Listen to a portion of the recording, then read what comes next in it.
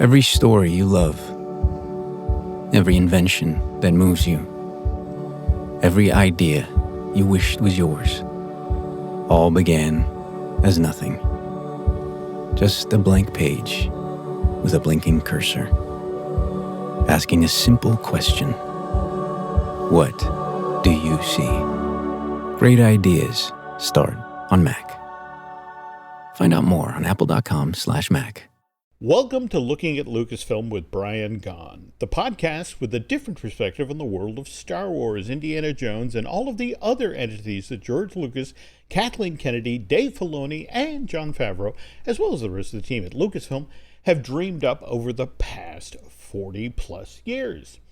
I'm entertainer writer Jim Hill, and my co-host Brian Gaughan and I are recording this week's show on Tuesday, July 25th, 2023, and Brian is just back from spending, 5 days, 6 days down in San Diego? When did you do load-in, you and Bill? Well, we went down there on Tuesday because that's the only time. If we did the preview day, which was Wednesday, we're exhausted, and because we're getting to be old, so we always go down there Tuesday. We usually get there about 1:30, 2 o'clock. We're set up by 5 o'clock. We have a nice rest, and then we come in about noonish on Wednesday. We see all our friends, and we get ready for the preview. And it was really an amazing show this week. A lot of people came from all over the world. It was amazing. We met people from Austria. We met people from Italy, from Spain, from Mexico, from Korea, everywhere. It was amazing how these people came in. Bill did really well. He sold out of most of his stuff and 3 or 4 of his major paintings. Bill Stout, by the way, and a couple people came by. Somebody came by on Wednesday, and I wasn't there, so I was disappointed that I didn't get to meet them.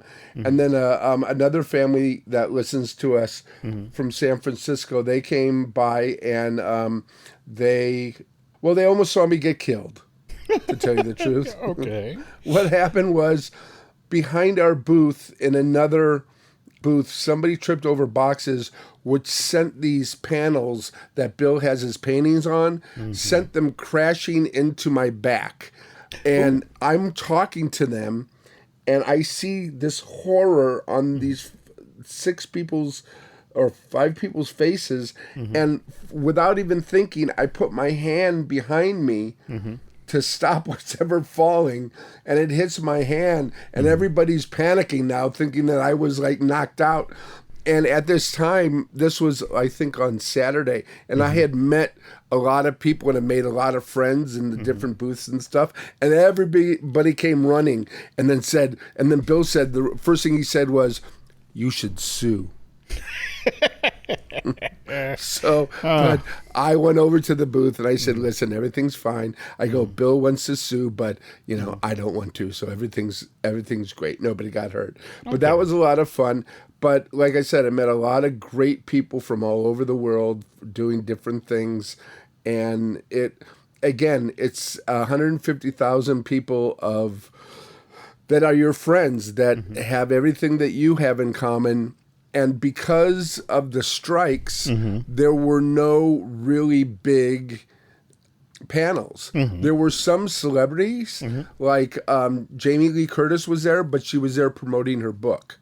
Oh, okay. So there was things like that, but mainly because of that, everybody came on the floor, and this was the first Comic-Con that was done after COVID. There have been 2 before this, but they were all people had to wear masks and stuff like this. And this was, everybody just was having a great time, and they were ready to spend money. And they did. And they spent money not only with Bill, but on everybody. And everybody I talked to had a great show. And I had a lot of fun. And, this is what I do. I abandon my family for 6 days out of the year, and nobody misses me. Oh, that's not true. Now, I know that's not true. Now, okay, so you guys loaded up on Sunday night and drove home? Yeah. Usually there was a party done by Graffiti T-shirts, but he has retired. Oh. And he didn't have a party, so Bill and I, we were done. It took us, it closed at 5, we were done at 7, and I started on the road at 7.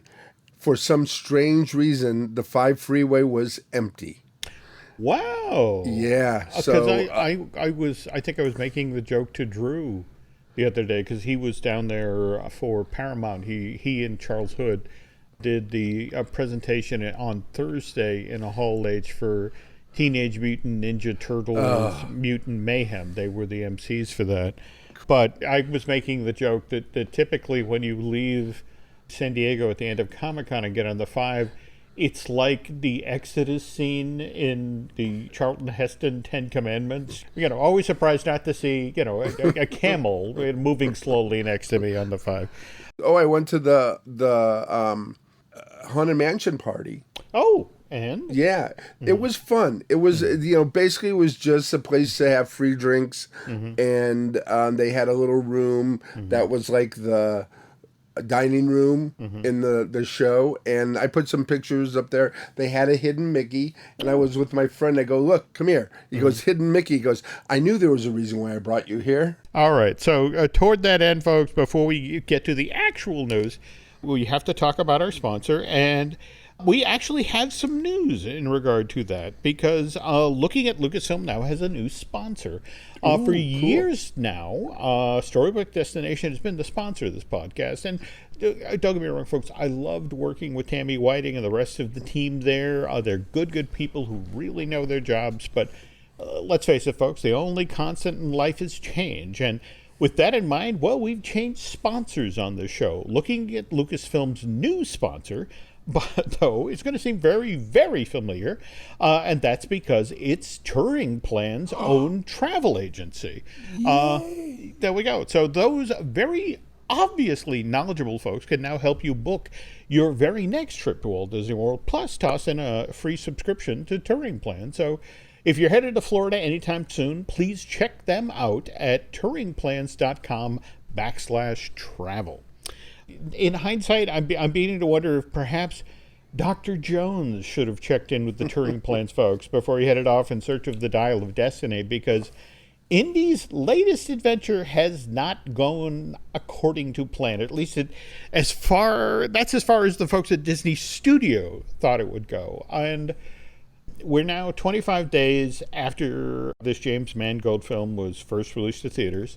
Here in the States, Dial of Destiny has only sold $158 million worth of tickets, an additional $176 million overseas, with a worldwide box office total of $335 million, which, if somebody came to the house and handed me a bag with $335 million in it, I would be very happy.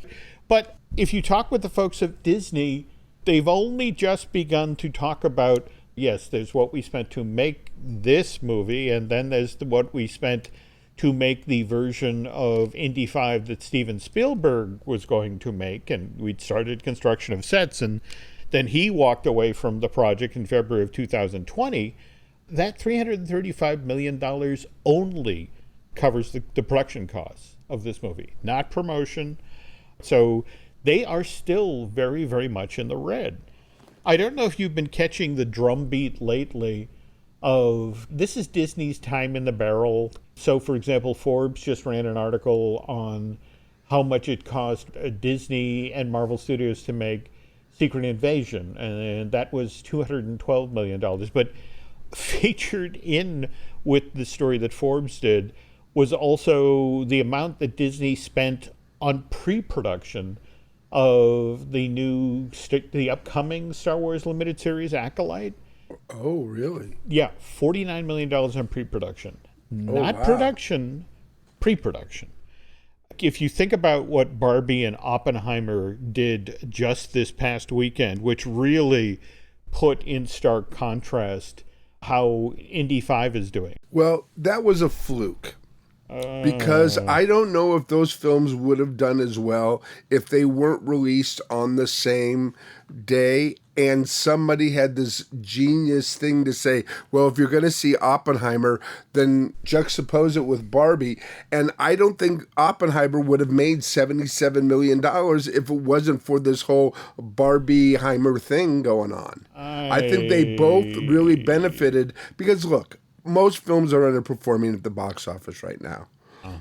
There's very few, and the ones that are not repeats. They're not sequels. They're not remakes. They're original films. Those are the films that are doing very well.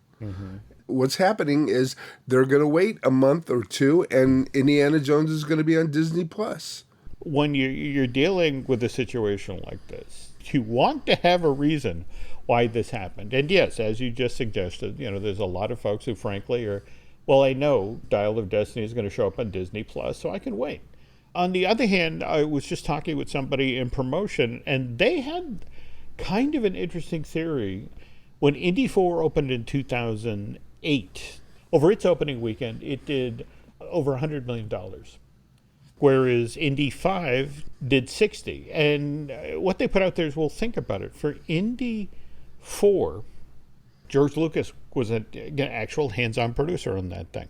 And Steven Spielberg was the director. Okay, and these guys had been working on this franchise with Harrison Ford since 81. That trio, walked out and did promotion together, and it was like, look at the secret sauce. You're getting Spielberg and Lucas and Harrison Ford all together on one project. Whereas with Dial of Destiny, I mean, Lucas was basically a producer in name only on this project. He was not hands-on when it came to story. Spielberg went from being the director to just a producer, which left only Harrison Ford, the last man standing of the original trio that made these films possible, that made these films special. And without Spielberg and Lucas out there also doing publicity for this movie, the project just did not have the heat that even Kingdom of the Crystal Skull did back in 2008. Now, we are a ways out from the end of summer, folks, when people will be doing the final tallies on box office. And as what's been going on with Pixar's Elemental, I mean, wrote that off when that initially opened, that Peter Somfam was the lowest domestic opening for a Pixar film to date. But that's continued to chug along this summer, more to the point, it became this huge hit in Korea. So by the end of the summer, that's going to be a different story that people are talking about. But when it comes to Dial of Destiny, what I was hearing from one exec at Disney, it's like, thank God for The Flash. Because at the end of the summer, that's going to be the story about, well, what was the biggest disappointment this year? Oh, The Flash, absolutely. But, the folks at Disney, it's like, oh, this thing just keeps biting us in the butt. Did you see the lawsuit that got filed against Lucasfilm? Because there's a backpack company, I want to say the Frost River Company. Yep. I guess they used the backpack without giving them any credit or without permission. They just grabbed it off the shelf or something. And you know what? That usually doesn't happen. No, if somebody I've worked on film, and I know that everything that is on film is always cleared. Yep. So it's weird that somebody just grabbed something. Maybe they made a backpack that looked like it. Well, what's interesting is the story is they pulled all of the identifying marks off of it. So that, first of all, that kind of upset the Frost River folks because, they would have loved people to go, oh, that's where can I get that bag? And then I guess when they got asked by folks who made the bag, they made the mistake of crediting the bag to Frost River's rival, a company called Filson. And so it was, so yeah, that's dogging them. Then there's Karen Allen, who I know, where she said the Spielberg version, she was more involved, and she did not like that she was heartily involved in this one.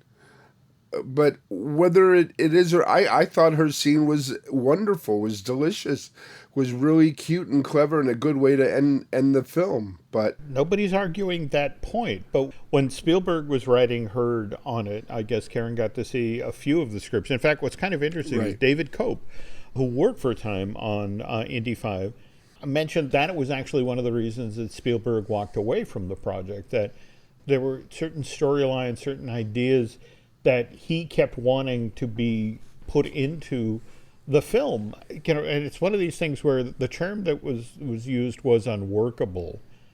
And it's like Steven Spielberg came up with unworkable ideas. Did someone at the studio not want to do them? I mean, it's one of those things where it's like, that's an interesting piece of language right there. But evidently when you know, he just could not get his take on where Dr. Jones would be at this point in his life and his career into the actual shooting script of the movie, Spielberg decided, I don't want to direct this. Do we know what that was? I am working on it. Oh, okay. I remain ever hopeful because, again, especially now in the middle of the actors' strike and the writers' strike, and things are getting kind of mean out there.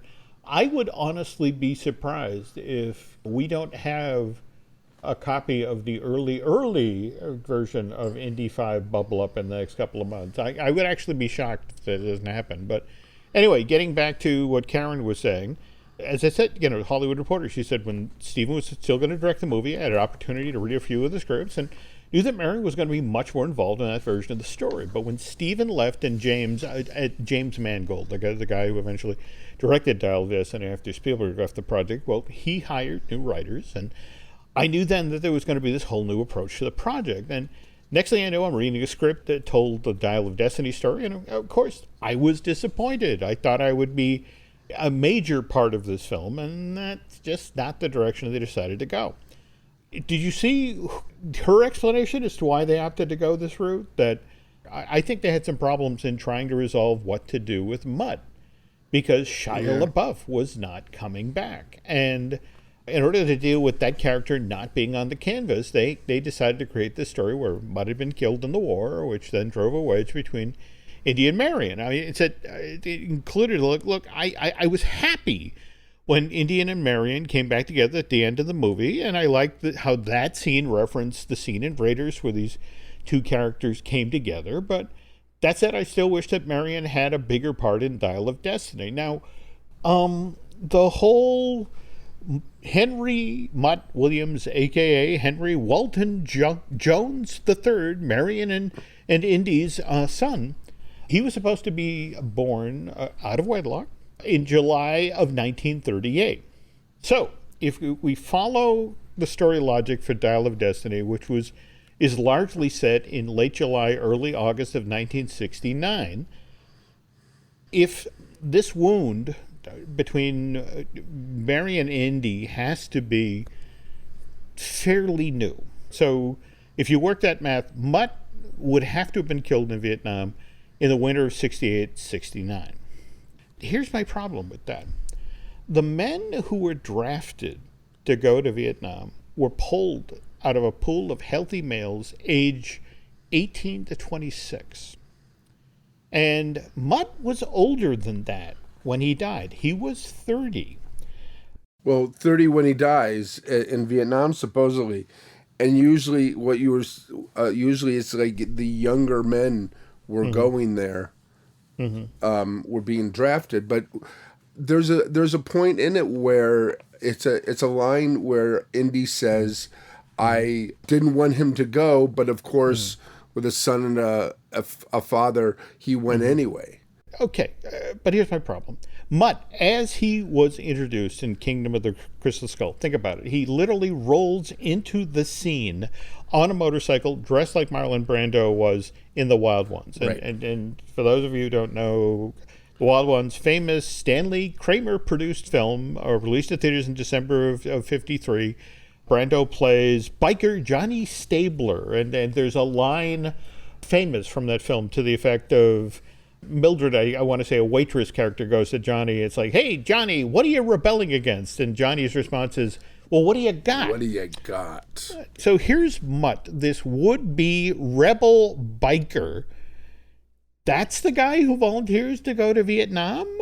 Well, they could have done another thing. What if he went to Vietnam to protect temples or some kind of cool stuff that he was raised with Indy to do? I mean, what if there was something?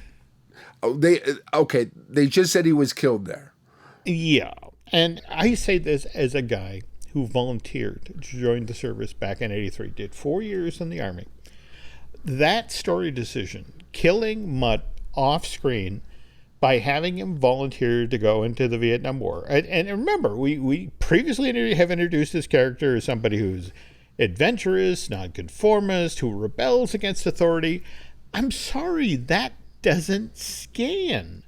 I mean, look, it's not the main reason that Dial of Destiny stumbled at the box office, but it's one of many little things. And speaking of little things, when Brian and I get back from this break, we are going to talk about the Star Wars-themed keepsake ornaments that Hallmark has just brought to the market this year. We also might have some news in regard to Mr. John Boyega. This episode is brought to you by Nespresso. Gift magical mornings with Nespresso Virtuo Pop. Compact and stylish, Virtuo Pop is made to meet every morning coffee craving. From espresso to coffee, hot or iced, at the click of a button. And celebrate the season with Nespresso's limited edition coffee flavors. Sweet almond and hibiscus, cinnamon and candied tamarind, and festive double espresso. Magic in the making. Shop the holiday gift collection exclusively at Nespresso.com.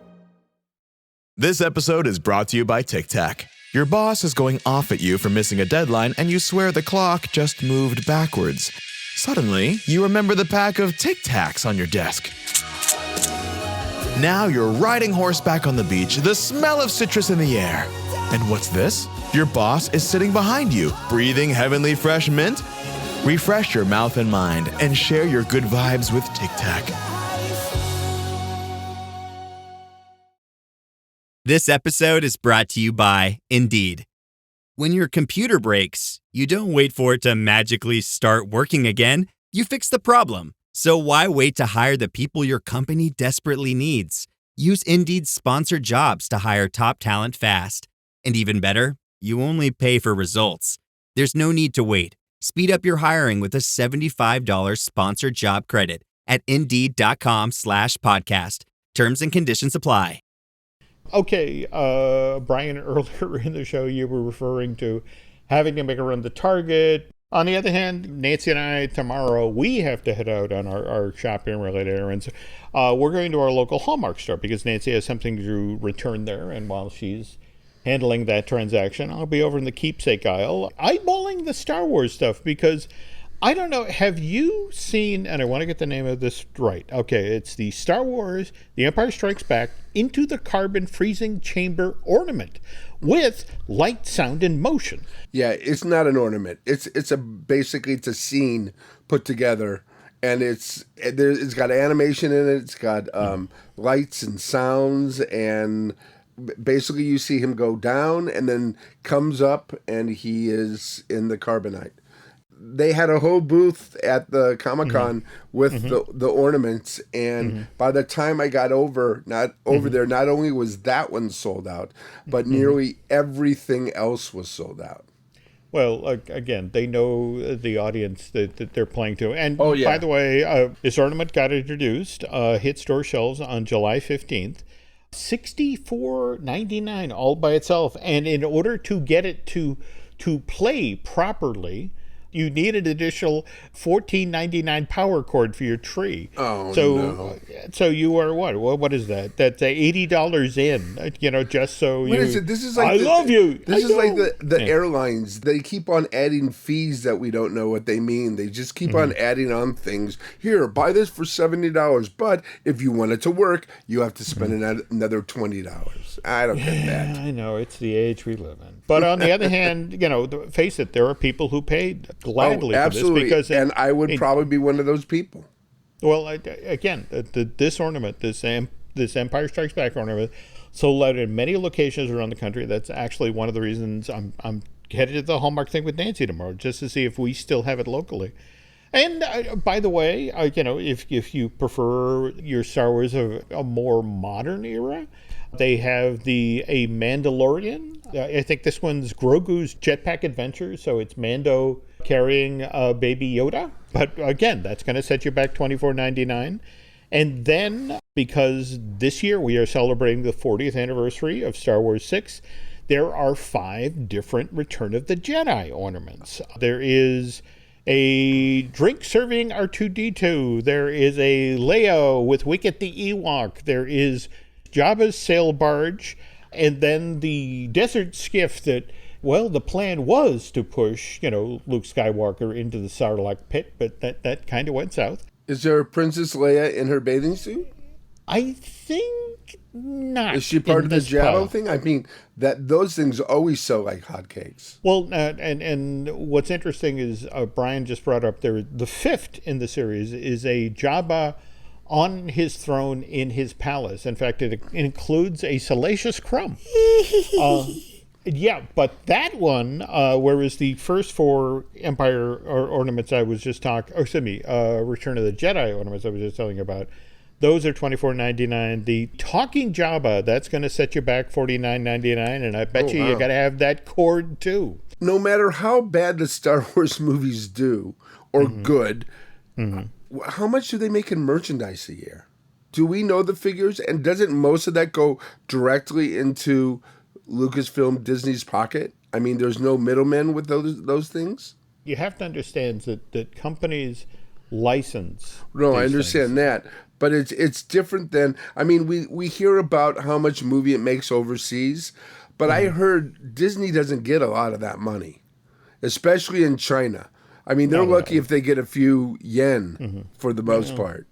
To circle back to the retail aspect, when you're somebody that, for example, license something, we were just talking about Baby Yoda, that if you license something with the real Yoda, as Home Depot has done for this holiday season. In fact, they have what they call their holiday Yoda, and that goes for $199 a piece. Now, it's not an inflatable, it's an actual animatronic? This is the thing. It's got a lifelike servo motor powered head and a mouth that moves realistically. It also has an LED lightsaber in authentic Yoda green that it waves back and forth. But again, note how they described it, holiday Yoda, because what's kind of interesting in our Haunted Mansion holiday world, this is something you can use for 2 holiday seasons, because it comes with, for example, a witch's hat you can put on Yoda for Halloween. It even comes with a little faux Halloween sign that reads, "Beware of the dark side, you must." Once Halloween is over, you can now dress Yoda in his Christmas outfit, which I believe comes with a Santa hat. Well, so it comes with the Christmas too, so it's either or? That is my understanding. Oh, cool. So, by the way, you mentioned inflatables. Yeah. Home Depot this year also has a brand new Darth Vader inflatable that comes with a tombstone. So I'm assuming that's Halloween, not Christmas. Likewise, there's a new 6-foot tall Mando and Baby Yoda inflatable. And yeah, I already have one of those. I think each year they come out with ones a little different. And the one I had was the first year where Mando's standing there and he's got Baby Yoda. And Baby Yoda's got a pumpkin, but it's the helmet of the Mandalorian. Oh, so that's cute. I got that. See, because what I do is I have half of my lawn is Nightmare Before Christmas, and the other half is anything Baby Yoda I can get a hold of. And I have Baby Yodas that are 3 feet, Baby Yodas that are 6 feet, Mandalorians, the whole thing. But I make it just the Mandalorian Baby Yoda. There's no Yodas or Darth Vaders. I had to cross the line someplace. Speaking of crossing the line, if we could move to the other side of the lawn that has the nightmare stuff, have you seen this 13-foot tall talking Jack Skellington that's out there? I don't know how they can keep it. If it's as skinny as Jack should be, I don't know how it's not going to topple over. But I got to go check it out. Who has it? Is this also a Home Depot? It might be Lowe's. Oh, okay. Got to warn you, this one is pricey as well. It's $3.99. Oh, no. Anyway, circling back to the Star Wars stuff, sadly, if you check the inventory, there are no inflatable fins, which for me, that's kind of sad because I really enjoyed John Boyega's performance in the most recent Star Wars trilogy, especially in The Force Awakens. I loved his work with Harrison Ford in that movie. Now it's like out of sight, out of mind. I mean, you know, Finn's not even in Disneyland, is he? He's not even at Galaxy's Edge. I think Finn might turn up in Star Tours, the ride film there. Well, again, we're talking about John Boyega here, folks, of course, and John has been quite vocal in the past that he also believes that they didn't do right by Finn. And in fact, there's a famous quote from the 2020 interview we did with GQ to the effect of, well, look, as an actor, you get yourself involved in a project and you're not necessarily going to like everything, but what I would say to Disney is do not bring a black character in, market them to be much more important to the franchise than they are, and then have them pushed to the side. That's not good. I'm going to say that straight up. And time has passed, and John has kind of softened his stance when it comes to the Star Wars trilogy and its missed opportunities. And earlier this year, for example, Boyega sat down with the Times of London and mentioned how, at this point, he's comfortable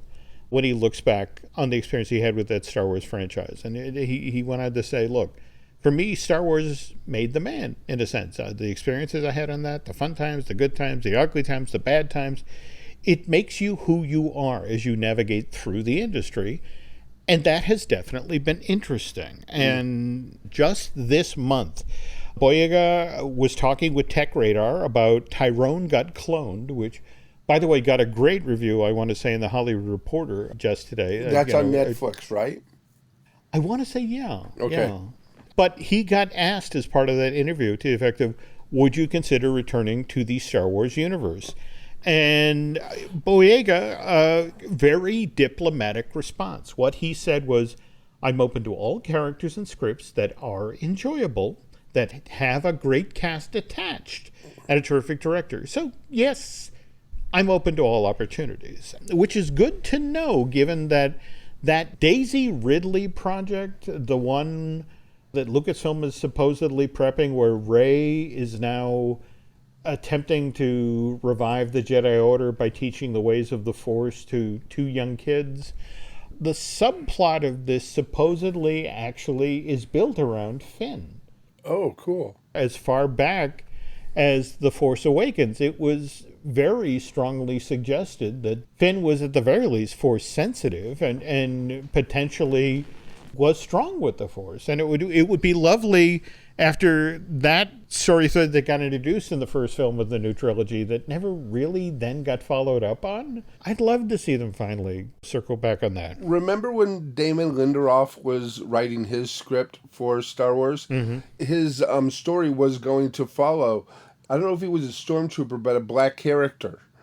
And then the same director who was going to direct it is now directing the Rey one. So I'm wondering if they're going to use any of those elements that Lindelof brought in to, bring Boyega back. Because at that time, when Lindelof was talking about his script, Boyega was very negative about coming back to Star Wars. Mm-hmm. So they never mentioned if it was going to be a Finn story, because I don't think Finn was on the table at the time.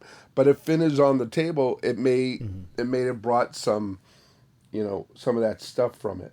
I mean this in the kindest possible way, but given previously got invested in a Taika Waititi Star Wars movie, and then a Patty Jenkins Rogue Squadron movie, and only to not see those make it out the door. So it's one of these things where it's like, I look forward to this Rey project actually happening, and then seeing if they actually manage to close the deal with John Boyega to come back and play Finn.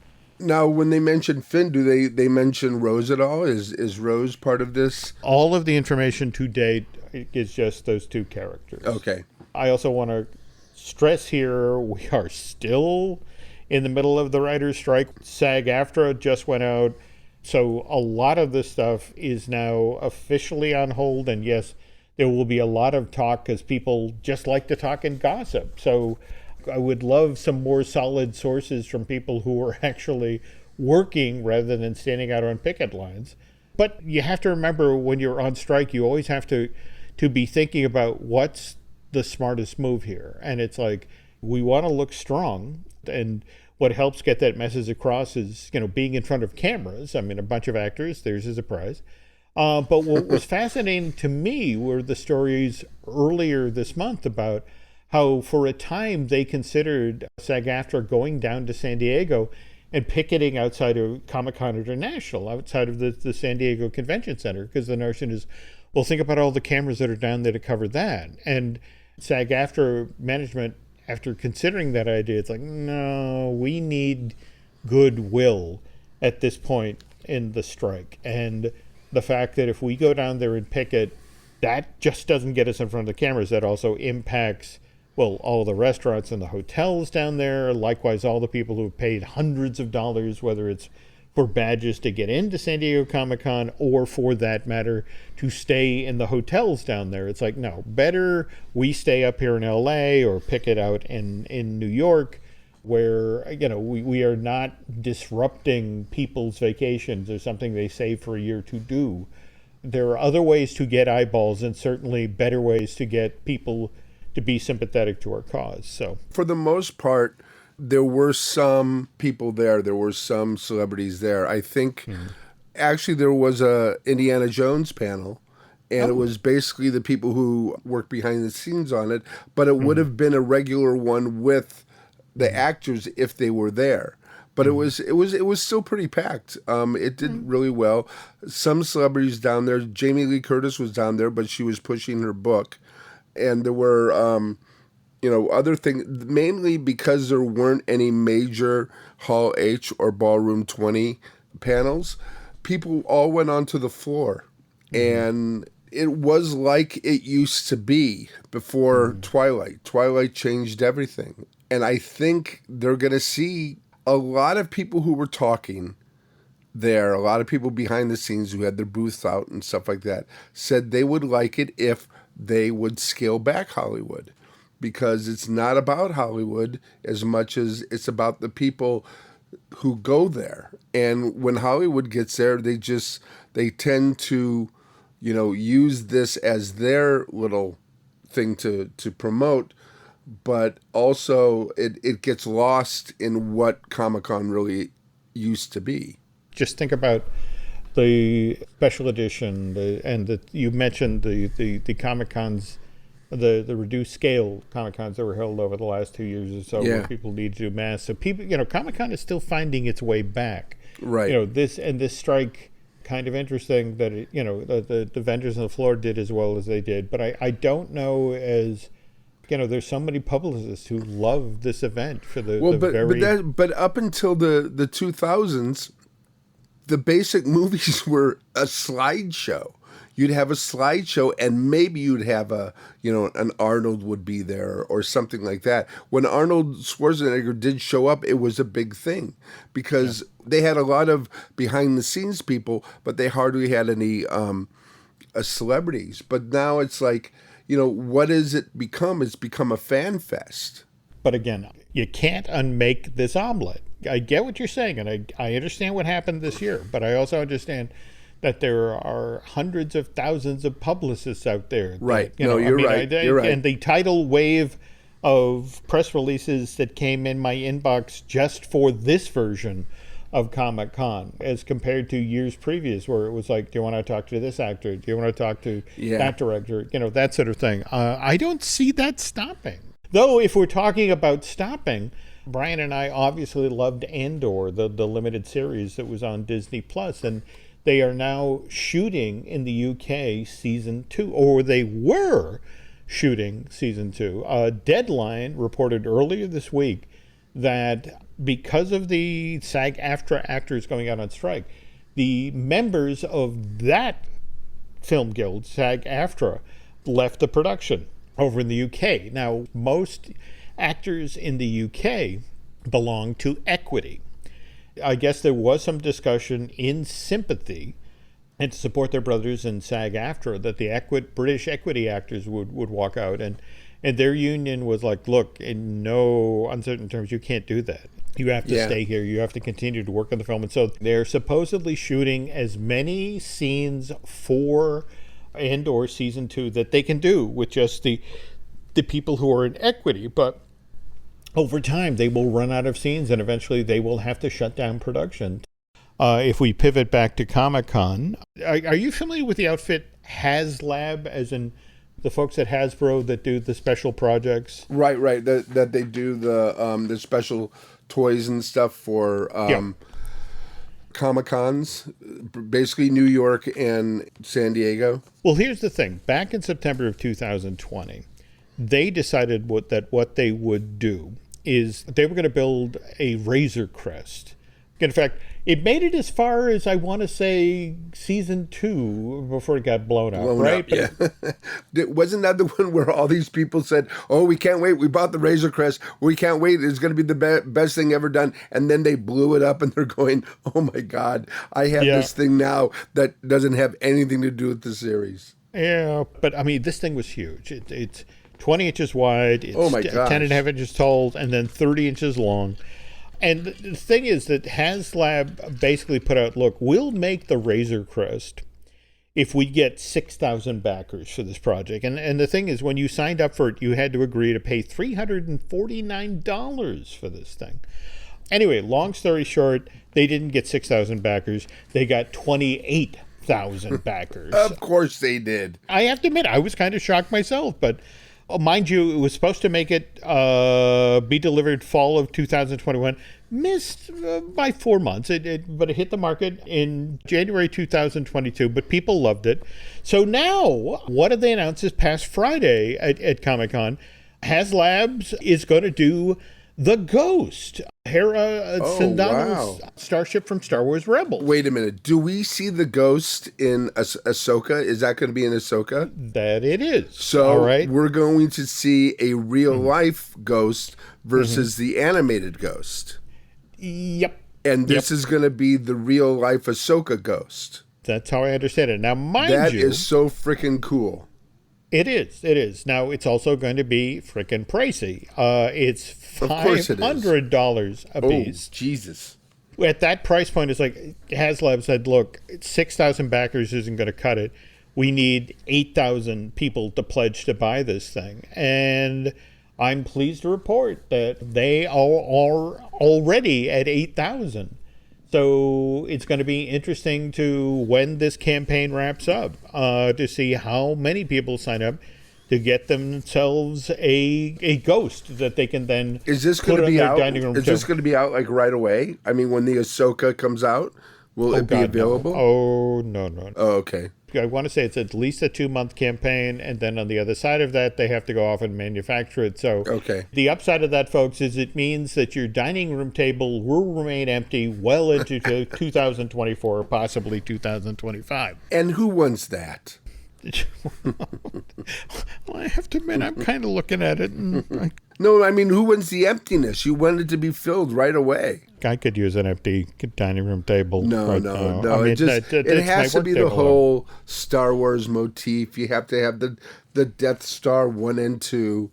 Who needs a dining room table, to tell you the truth? You've got a kitchen table, right? You've got a TV tray. Okay, speaking of Star Wars Ahsoka, when Brian and I get back in 2 weeks' time, it will be 2 weeks out from the debut of Star Wars Ahsoka on Disney+. That debuts August 23rd with 2 back-to-back episodes. Oh, cool. But I'm sure out ahead of that, there will be plenty Lucasfilm-related stuff to talk about. Till then, Brian, where can our listeners find you on social media? Well, I'm still hanging out at Twitter, but it's Geek with Children. And the children is spelled CHILDRN. And so I'm still there, but I'm trying to get, similar stuff for, what's this thing called? Threads or something? There we go. And trying to do that.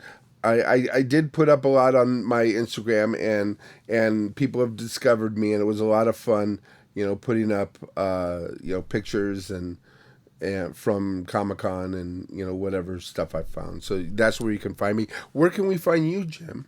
You can find me on the site formerly known as Twitter. I refuse to call it X. But again, I'm the guy who still calls Disney's Hollywood Studio MGM. Also on Instagram is Jim Hill Media, and on over on Facebook is Jim Hill Media News. Also want to remind you folks, we have a couple of other podcasts here we'd love you to take a listen to. We've got Disney Dish that I do with Len Testa. We also have Fine Tuning, which I do with Drew Taylor. And Drew, of course, has his own wonderful podcast, Light the Fuse, the official Mission Impossible right. podcast, which he does with Charles Hood. And then, of course, we have Marvelous Disney, which I do with Aaron Adams, who in turn has his own podcast over on Patreon, 32nd Street, which explores the world of advertising. If you could do Brian and I a favor, if you could head over to Apple Podcasts and rate and recommend not just this show, but the other podcasts I just mentioned. Likewise, if you really like what you heard here tonight and you want to head over to Bandcamp and subscribe, that would be cool. On behalf of Brian, thanks for listening, and we will be back soon.